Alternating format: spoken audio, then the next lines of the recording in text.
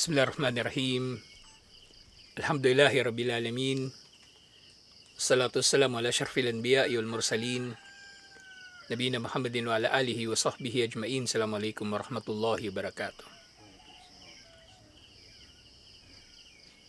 So inshallah, sa Fiqhul Muyassar, tiyatalakay pa rin natin yung iba't ibang mga ahkam sa wadi'ah. So yung mga huling natalakay natin nung nakaraan, doon sa kanyang mga ahkam, 5 na yung natalakay natin. Na yung una, yung wadi'a daw ay isang uri ng amana. At merong pananagutan yung pinag-iwanan, pinaglagakan ng mga gamit kung ginawa na niyang lahat para mapangalagaan ito. Pero kung merong mangyari na hindi na niya mapipigilan, so maaring wala na siyang pananagutan doon. Pero itong mga bagay nga na ito, subject na ito sa desisyon ng korte kung magkakaroon man ng demandahan, halimbawa sa pagitan ng nagpatago at yung pinagtaguan. Pwedeng magkakaroon sila ng investigasyon kung nagkaroon ba ng kapabayaan sa parte ng nagtago. Kasi pwedeng halimbawa, yung pinagtaguan masusunog, babahain at iba pa, sila ay maaring may imbestigahan ng korte at sila yung maghahatol. Siyempre, kapag napagtibay yung kapabayaan, maaring maniningil yung nagpatago ng danyos. Maniningil siya ng danyos o compensation doon sa nasira niyang gamit. Usually itong mga bagay na ito naman wala talaga itong wala itong bayad. Hindi binabayaran ng nagpapatago ang nagtatago. Pinagkatiwala niya lang talaga. Kaya nga yung nagpapatago, dapat meron din siyang yung tawag doon sa batas ng tao, yung due diligence. So dapat siya, pinag-aaralan niya rin yung kanyang desisyon kung magiging tama ba ito. Na kung mapagkakatiwalaan ba yung tao na pagtataguan niya o merong kakayanan na magtago ng kanyang gamit. Pangatlo, tungkulin nung nilagakan ng mga gamit yung pangangalaga sa anumang ipinagkatiwala sa kanya. Kasi amana rin ito. At ang bawat amana ay pananagutan ng sino mang may tangan nito. At ito ay kabilang sa mga tutuusin sa araw ng paghuhukom. At ganito mismo ay naging kalagayan ni Propeta Muhammad sallallahu alaihi wasallam sa Makkah. Pinagkakatiwalaan siya ng mga tao. Iniiwan doon sa kanyang bahay yung mga gamit nila. At nakita ko ng masyala yung parang drawing ng bahay ni Propeta Muhammad sallallahu alaihi wasallam ayon doon sa mga dalil. Bahay talaga ni Khadijah. Si Khadijah mayaman, di ba? Malaki ang bahay ni Khadijah, ang Biola. Malaki. So hindi yung katulad ng mga bahay ni Propeta Muhammad sallallahu alaihi wasallam, yung mga bahay ng mga asawa niya sa Madina na kwarto lang. Kaya tawag doon hujurat, mga kwarto. Doon sa Makkah, yung bahay nila ni Khadijah, bahay talaga. Merong bakuran, merong sala, kumbaga, tas meron dong lugar kung saan kumbaga nagsasala sila nung mga panahon na nandun pa sila sa Makkah. Malawak yung bahay ni Khadijah. Umaring yung isang lugar doon, nakalaan na yun para pagtaguan ng mga gamit na pinagkatiwala sa kanya. Pang-apat, so pwede ka ngang mag-iwan ng iyong mga gamit o ng mga mahalagang bagay sa mga tradisyonal na tao na tradisyonal na pinag-iiwanan natin ng ating mga gamit. Asawa o kaya mga empleyado ng trabaho nila, mga laga ng yaman, pera, lalo na halimbawa sa mga negosyo. Kasi merong tao na maghahawak ng negosyo. So ganoon. Pwedeng ganoon ang mangyayari. Iiwan niya sa kanila. Yung kahulugan din pala ng pang-5. Yung pinaglagakan, halimbawa, aalis din siya. So pwede niya itong ipagkatiwala rin sa iba. Pwede niya itong ipagkatiwala sa iba Ang ginawa ni Propeta Muhammad sallallahu alaihi wasallam, iniwan niya si Ali bin Abi Talib. Nauna siyang naghijra. Naiwan si Ali radiyallahu anhu para isoli yung iba pang mga naiwan. Ngayon sa ganitong kalagayan, kung yung ipinagkatiwala niya naman sa iba, di ba siya ipinagkatiwalaan, tapos iniwan niya sa iba, tapos doon nasira. Ultimately, ang may pananagutan dito, yung unang pinagkatiwalaan. Kasi siya yung mamimili kung sino ba yung tao na may kakayanan o mapagkakatiwalaan na mapag-iwanan ng mga gamit na iniwan lang din sa kanya. Kaya dito, mahigpit talaga na sa mga ahkam na tinalakay natin, mahigpit na pinangangalagaan yung amana ng sino man na nag-iwan sa iyo ng anumang gamit nila. Yung pang-anim may kinalaman din doon. Yung pang-anim may kinalaman din doon. Sa pang-anim, idha khafa al-mustawda ala al-wadi'ati aw arada as-safar fa innahu yajibu alayhi radduha ila sahibiha aw wakilihi. So yung kanina sabi, in number 5, yung iniwan na gamit sa'yo, hindi mo pwedeng basta-bastang iiwan lang din sa iba. Bawa maglalakbay ka, so hindi pwede. So ganito rin sa pang-anim. Na yun nga, ang dagdag na detalye dito, halimbawa, maglalakbay muli yung pinag-iwanan, so pwede niya na itong isoli din doon sa mga nagpatago sa kanya. Pwede niya itong isoli. Because magiging ano pa nga, wajib. Kasi ang sinabi dito, yajibu alayhi radduha. Magiging obligado para sa kanyang isauli ito doon sa may-ari nito o sino mang kumakatawan doon sa may-ari nito. Halimbawa, wala yung may-ari, nasa ibang bansa.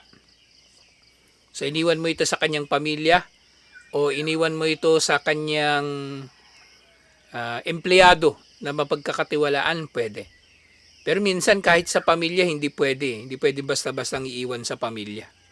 Kasi pwedeng wala rin kakayanan yung pamilya na pangalagaan nito. Bawa iniwan sa'yo, cellphone. Iniwan ko kay Ahmad, cellphone. Tapos iaalis ka. Tapos yung cellphone ko, isusoli mo na. Tapos wala rin ako. Huwag mo bibigay kay Choco, magro-Roblox yan. So pwedeng ganun. Yung bibigyan mo lang yung mapagkakatiwalaan. Kumbaga, inshallah, meron kakayanan na pangalagaan yung bagay na susoli mo. Fa in lam yajidhuma fa innahu yahmiluha ma'ahu fis safar. Ito naman, kung wala talaga, wala yung may-ari at wala rin mapag-iiwanan, dadalhin niya yon sa kanyang paglalakbay. Pero ano na ito, extreme na kalagayan na ito.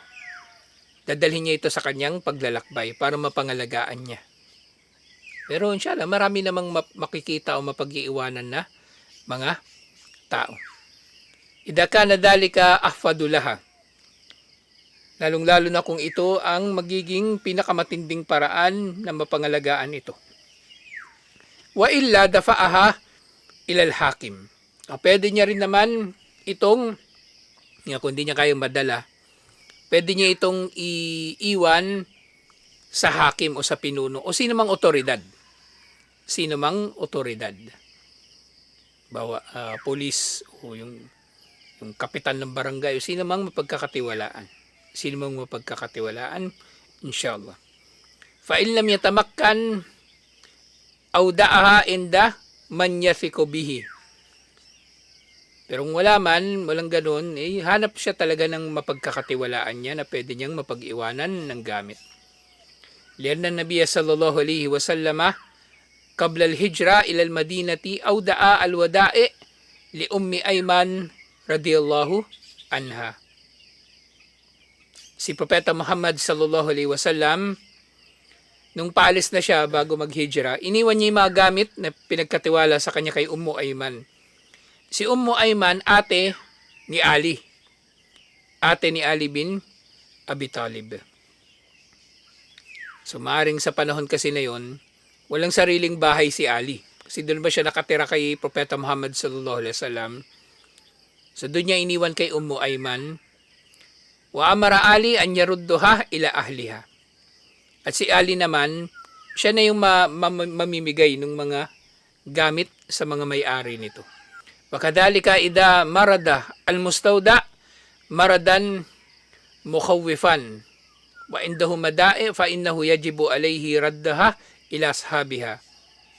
Kung halimbawang nagkasakit ng matindi yung pinagkatiwalaan, yung pinaglagakan ng mga gamit, ganun din, isusoli niya na ito sa mga nagtiwala sa kanya kasi maaring mamamatay na siya. At kapag mamatay siya, yung mainam sa mga pinagkatiwala sa'yo, may record ka din eh. May record. Kasi kung di may nire-record, maaaring magkakaroon ng kalituhan. Pag-aari mo ba ito o hindi? At maaaring maisama pa sa hatian ng mana kung limang mamamatay yung pinaglagakan ng gamit.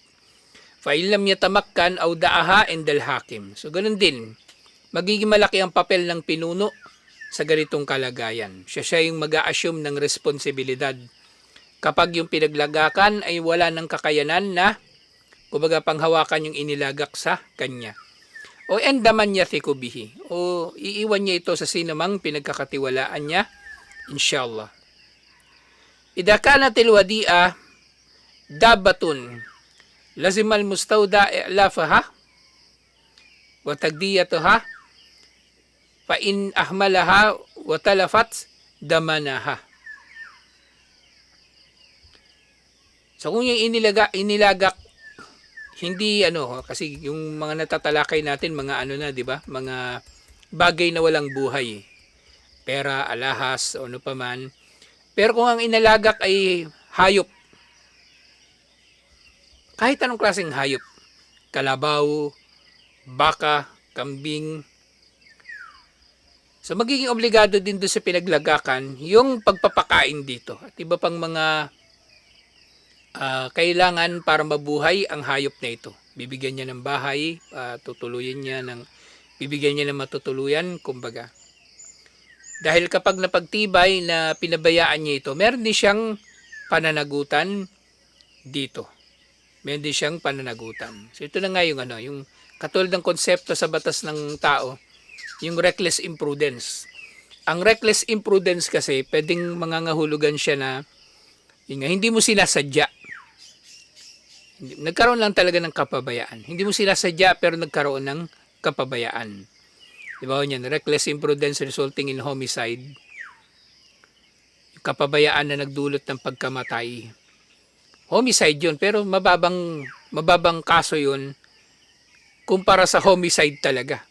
At ang homicide, mas mababa pa rin sa murder kasi murder pinagplanuhan. Homicide, nagkaroon kayo nung tao na napatay ng kumbaga away, tapos hindi mo siya napatay mo, ganon. Pero kung meron kapabayaan, yun na siya yung medyo mababa pa, reckless imprudence. Kaya sa murder, merong attempted murder, hindi mo man mapatay yung papatayin mo, pero napagtibay na planado mo, attempted murder pa rin yun. Mataas pa rin na kaso. So dito sa wadi'a, so sinasadya man nung tao yung kumbaga kapabayaan o hindi niya sinasadya, meron siyang meron siyang pananagutan pa rin. Pero syempre nga, subject yun sa desisyon ng korte.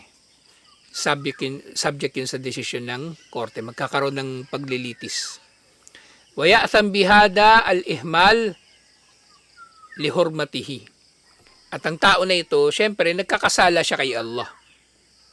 Dahil pinabayaan niya yung isang bagay na merong halaga o ipinagkatiwala sa kanya. Magkakaroon siya dito ng pananagutan sa kanyang kapabayaan. Magkakaroon siya ng pananagutan sa kanyang kapabayaan.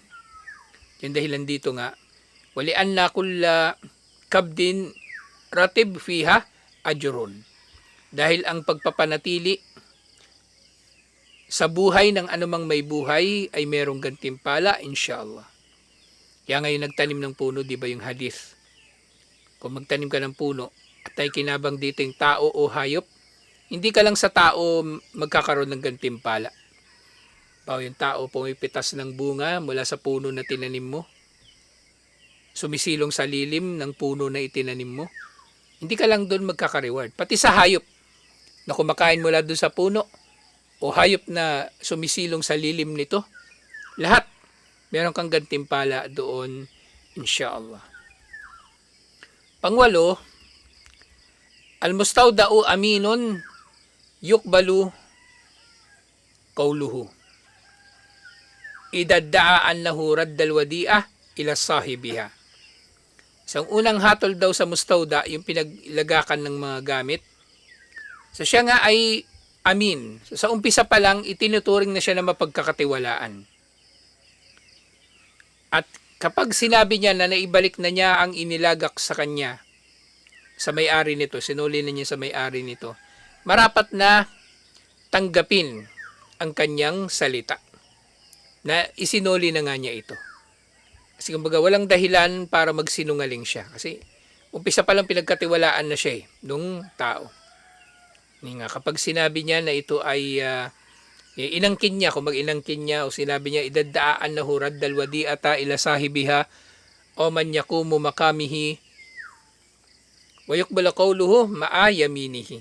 So tatanggapin ng kanyang salita na inaisoli niya na ito sa may-ari o sa sino mang kumakatawan sa may-ari. Tatanggapin ang kanyang pananalita kasama ang kanyang panunumpa. So yung kanyang panunumpa, sapat na. Kasi yung panunumpa sa Islam, meron din itong value lalong-lalo sa mga paghatol. Halimbawa niyan, sa kaso ng zina. Sa kaso ng zina. Sa halimbawa niyan, kasi maaaring mangyayari. Di ba, mahigpit sa zina 4 yung witness dapat. 4 ang witness. At ang layunin doon, yun ay para hindi basta-bastang mapagbibintangan ng sino man na nagzina at mapapatawan siya ng parusang kamatayan. Kahit nga noong panahon ni Propeta Muhammad sallallahu alaihi wasallam, yung mga naiulat naman karamihan, umamin yung tao mismo na nagzina siya. Tapos gusto niyang maparusahan bilang pagbabalik loob. Pero yung merong witness na 4, bihira yun Kasi magsisina, magtatago naman yun Hindi magpapakita sa tao. Ngayon, sa Quran, merong kalagayan na, halimbawa yung asawa, nahuli niya yung asawa niya. So magkakaroon ng yamin. Magkakaroon ng panunumpa. Halimbawa yung lalaki, nakita niya yung babae, tapos hindi siya makapag-produce ng 4 na witness. So magkakaroon na lang sila ng panunumpa. Nanunumpa ang lalaki na totoo yung sinasabi niya at parusahan nawa siya ni Allah kung hindi siya nagsasabi ng totoo. Yung babae ganun din. Yung babae ayaw di ba? Ayaw umamin o kung ba nanlalaban o sabihin niya na totoo yung sinasabi niya at parusahan nawa siya ni Allah kung hindi siya nagsasabi ng totoo. So meron ding saysay itong yamin. So sa ganitong pagkakataon ng wadi'a, manunumpa din yung pinaglagakan na naisoli na niya. Naisoli na nga niya talaga yung gamit. Di ba yung gamit nasira? At doon sa pagkasira, pwedeng ipapakita niya mismo yung bagay na pinagkatiwala sa kanya na nasira, na hindi naman niya sinasadya o kaya dulot ng bagay na hindi na niya mapipigilan. Babiglang bumaha. Sa ganong pagkakataon, min gayri ta'ad din pala ito. Idaddaan na talafat min gayri ta'addin wala tafritin. Kung nasira yung bagay, so ganun din, panunumpaan niya lang yun na nasira yun nang hindi niya sinasadya. Wala siyang kakayanan na mapigilan. Na wala naman siyang pagkukulang. O wala naman siyang pagmamalabis. So manunumpa lang siya. Pero syempre, ganun nga din, ilalapit na ito sa korte sa ganitong mga pagkakataon. Magkakaroon ng investigasyon, inshallah. Walal mustawda alla yuakhir al-wadi'ah and datala bisahibiha laha. At yung pinaglagakan naman, kapag binabawi na ng may-ari yung gamit niya, dapat ibibigay niya rin to agad. Hindi na niya iaantala. Fa in nakharaha min ghairi udrin fatalafat fa innahu yadman. Dahil kung halimbawang natagalan siya sa pagsusoli, at sa tagal ng panahon na yun na hindi niya sinusoli, binabalik yung pinagkatiwala sa kanya, doon nasira, dito may siguradong pananagutan na siya. sigurado meron siya pananagutan. Binabawi yung gamit Lunes. Lunes. Tapos Miyerkules mo na nasira. Miyerkules nasira. Tapos sinabi mo doon sa may-ari na nasira na yung pinatago niya. O yun, obviously meron yung pananagutan.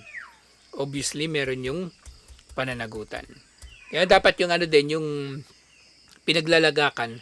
From time to time, check niya yung ano yung mga pinagkatiwala sa kanya. Kung nasa maayos ba na kalagayan. Kung maganda ba yung nilalagyan, hindi ba ito masira, hindi ba ito kakagatin ng daga o kakainin ng anay o ano pa man, mapaglalaroan ng bata at iba pa.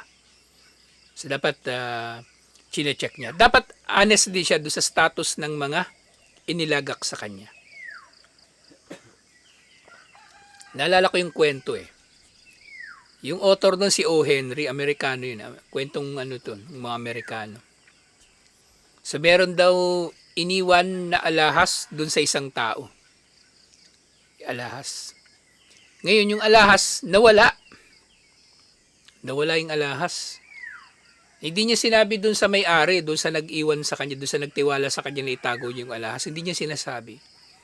Ngayon ang ginawa niya, kasi mamahalin yung alahas na iniwan sa kanya. Alam niya, mamahalin.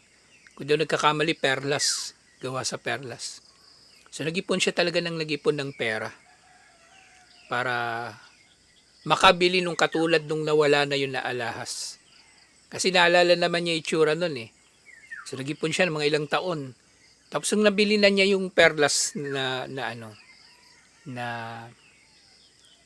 kwintas. Buti hindi rin hinahanap ng may-ari.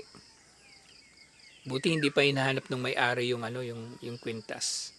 Kasi pinag-iipunan pa niya para mapalitan niya kasi baka magagalit yung may-ari kapag hinanap tapos malaman nawawala.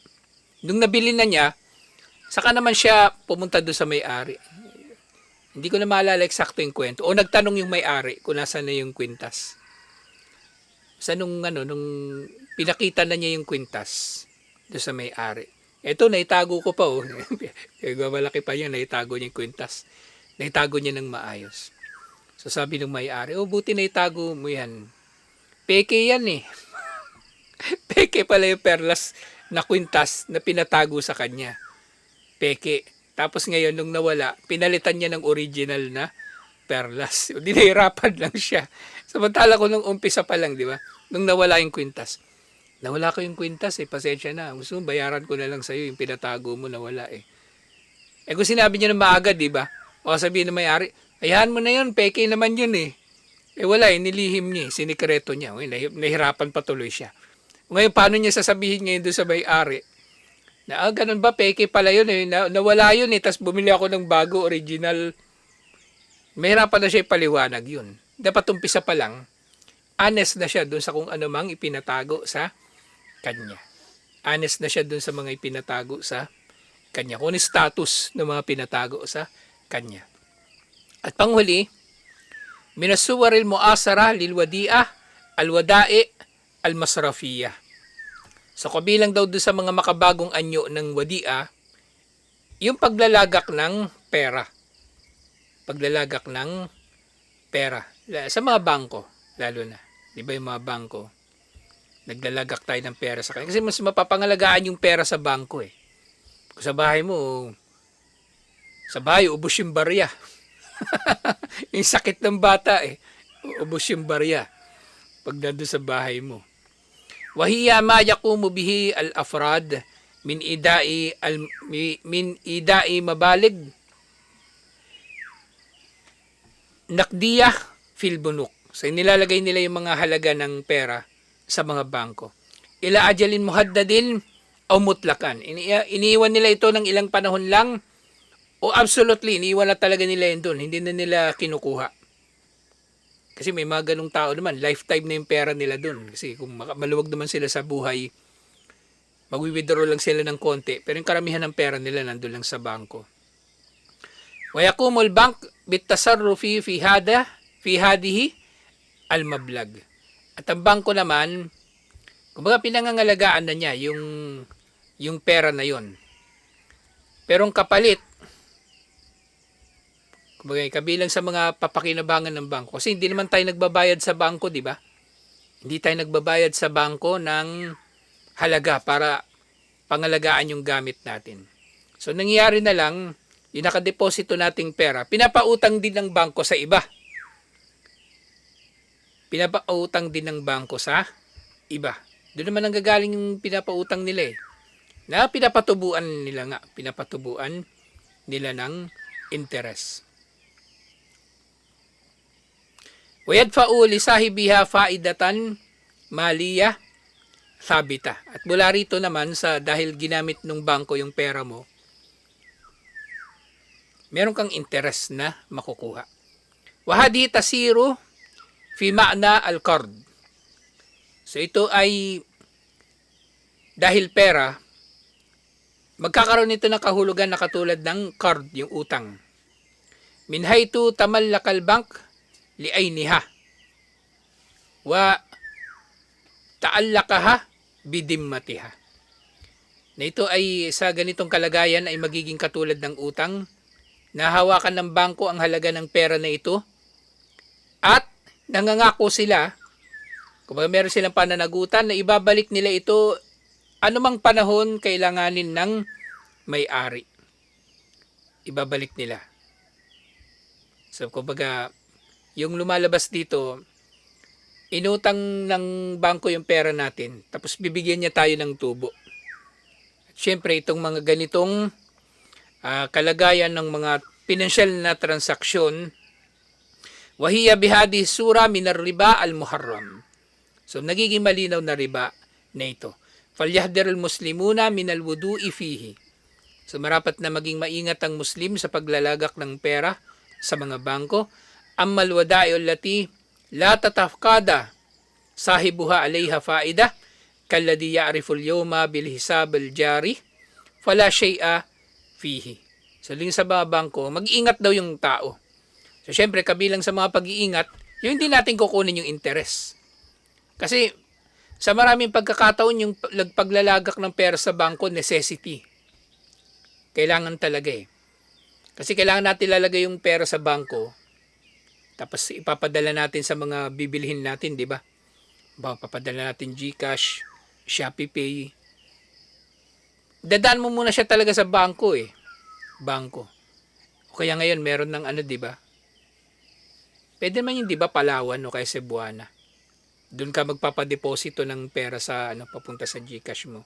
So mag-iingat yung tao daw na hindi siya makakakuha ng anuman sa mga interest nito. So malinaw nito ay riba at huwag tayo masasadlak dito.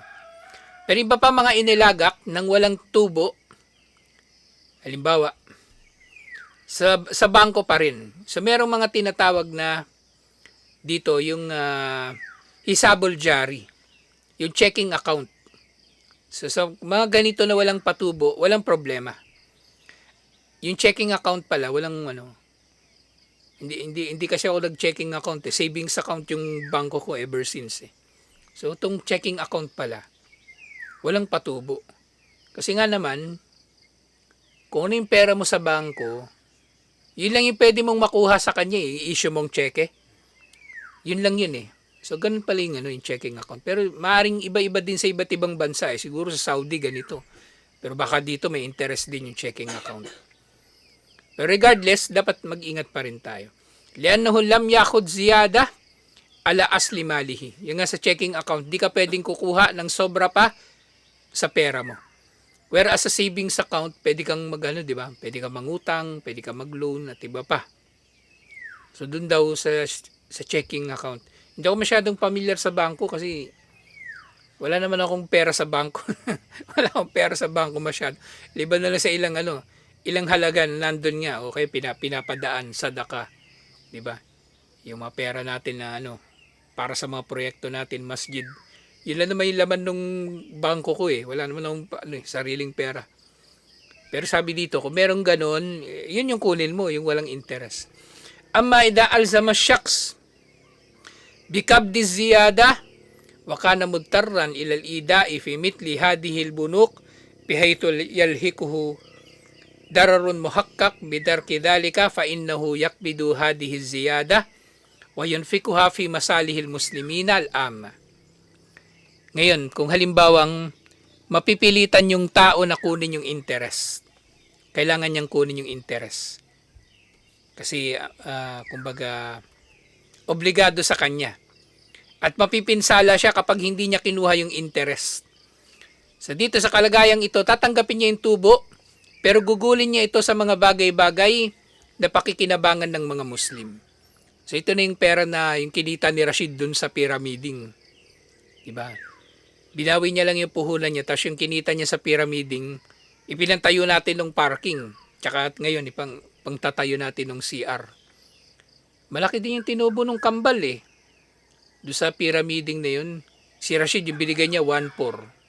Tapos si Yasin yata parang parang 2-4. So malaking halaga din. Na yun nga, mapapakinabangan natin inshallah. Na dito siya magandang magamit. CR o kalsada. Pero sa masjid hindi. Ang masjid dapat dalisay lamang na pera. Hindi pwedeng balato sa sugal.